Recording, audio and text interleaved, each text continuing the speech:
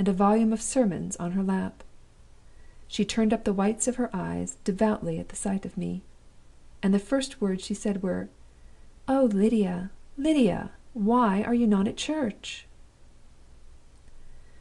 If I had been less anxious, the sudden presentation of Mrs. Oldershaw in an entirely new character might have amused me. But I was in no humor for laughing, and, my notes of hand being all paid, I was under no obligation to restrain my natural freedom of speech. "Stuff and nonsense!" I said. "Put your Sunday face in your pocket. I've got some news for you, since I last wrote from Thorpe Ambrose."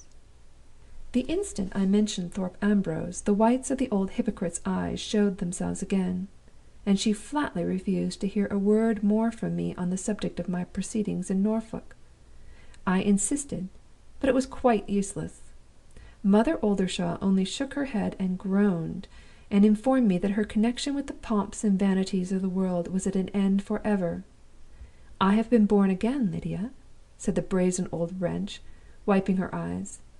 "Nothing will induce me to return to the subject of that wicked speculation of yours on the folly of a rich young man." After hearing this, I should have left her on the spot, but for one consideration which delayed me a moment longer.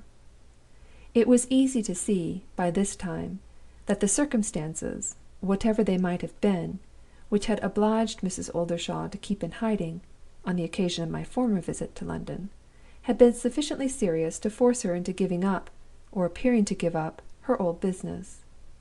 And it was hardly less plain that she had found it to her advantage. Everybody in England finds it to their advantage in some way to cover the outer side of her character carefully with a smooth varnish of cant. This was, however, no business of mine, and I should have made these reflections outside instead of inside the house, if my interest had not been involved in putting the sincerity of Mother Oldershaw's reformation to the test, so far as it affected her past connection with myself. At the time when she had fitted me out for our enterprise, I remembered signing a certain business document, which gave her a handsome pecuniary interest in my success, if I became Mrs. Armadale of Thorpe Ambrose. The chance of turning this mischievous morsel of paper to good account, in the capacity of a touchstone, was too tempting to be resisted. I asked my devout friend's permission to say one last word before I left the house. "As you have no further interest in my wicked speculation at Thorpe Ambrose," I said, "perhaps you will give me back the written paper that I signed when you were not quite such an exemplary person as you are now?" The shameless old hypocrite instantly shut her eyes and shuddered. "Does that mean yes or no?" I asked. "On moral and religious grounds, Lydia," said Mrs. Oldershaw, "it means no." "On wicked and worldly grounds," I rejoined, "I beg to thank you for showing me your hand." There could, indeed, be no doubt now about the object she really had in view. She would run no more risks, and lend no more money. She would leave me to win or lose single handed.